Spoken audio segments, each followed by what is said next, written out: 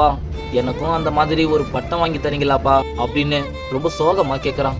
இதை கேட்ட அவரும் ஒரு நிமிஷம் சோகமா யோசிச்சுட்டு, நீ அப்பாவுக்கு நல்லா படிச்சு நிறைய மார்க் எடுத்து காமி, அப்பா நான் அதுக்கப்புறம் நீ ஆசைப்பட்ட அந்த பட்டத்தை வாங்கி தரேன் அப்படின்னு சொல்றாரு. இதை கேட்ட அவனும் ரொம்ப சந்தோஷமா சரிப்பா அப்படின்னு சொல்றான்.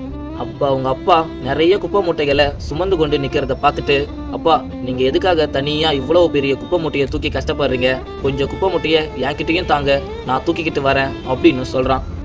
ஏன்பா நீ படிக்கிற புள்ள, நீ போய் இந்த குப்பைகளை தூக்கிக்கிட்டு போனா பாக்குறவங்க எல்லாரும் உன்னை கேவலமா பேசி சிரிச்சு உன்னை அசிங்கப்படுத்துவாங்கப்பா அப்படின்னு சொல்றாரு. இதை கேட்ட அவனும், அப்பா நீங்க தானப்பா சொன்னீங்க நமக்கு சாப்பாடு போடுற தொழில் நமக்கு சாமி மாதிரின்னு, நம்ம குடும்பத்துக்கு இத்தனை வருஷமா சாப்பாடு போட்டது எல்லாமே இந்த குப்பைகள் தானப்பா, அப்படி நீங்க சொல்ற மாதிரி பார்த்தா இந்த குப்பைகள் தான்ப்பா நமக்கு சாமி, சாமியை தூக்கிக்கிட்டு போறதுல மற்றவங்க எப்படி பேசி கேலி பண்ணி சிரிச்சா எனக்கு என்னப்பா அப்படின்னு சொல்லிட்டு அவங்க அப்பா கூட சேர்ந்து அவனும் குப்பை மூட்டைகளை தூக்கிக்கிட்டு போறான். அந்த சின்ன பையனும் வீட்டுக்கு வந்ததும் புத்தகத்தை எடுத்து படிக்க ஆரம்பிக்கிறான். இதை பார்த்து அவங்க அம்மாவும், ஏங்க என்னங்க புதுசா பையன் ஸ்கூல் விட்டு வந்ததும் புத்தகத்தை எடுத்து படிக்க ஆரம்பிச்சிட்டான், ரொம்ப அதிசயமா இருக்கே அப்படின்னு கேக்குறாங்க. இதை கேட்டதும் அவங்களுடைய கணவரோட முகம் சோகமா மாறுது.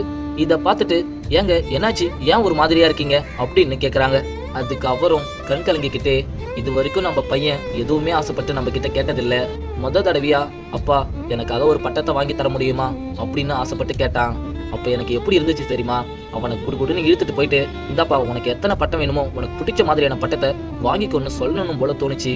ஆனா என்கிட்ட காசு இல்லையே, புள்ள ஆசைப்பட்டு கேட்குறப்ப ஒரு அப்பனா என்னால் அதை வாங்கி கொடுக்க முடியலன்றப்ப அந்த வலி எனக்கு எப்படி இருந்துச்சு தெரியுமா.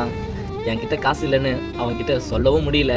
அவன் ஆசையாக கேட்குறப்ப அப்பா கிட்ட காசு இல்லைன்னு நான் எப்படி சொல்ல முடியும். அதான் நீ நல்லா படித்து மார்க் எடுத்து காமிடா, நான் வாங்கி தரேன்னு சொல்லியிருக்கேன் அப்படின்னு சொல்கிறாரு.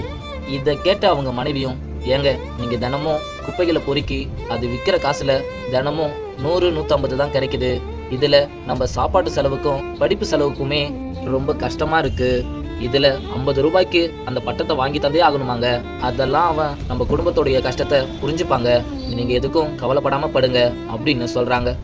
இதுக்கு மேல இந்த கதையில அப்படி என்ன நடந்திருக்கும்னு நீங்க தெரிஞ்சுக்கணும்னா கீழே இருக்கிற லிங்க்ல ஃபுல் ஸ்டோரி வீடியோ அப்லோட் பண்ணியிருக்கோம், மறக்காம போய் பாருங்க.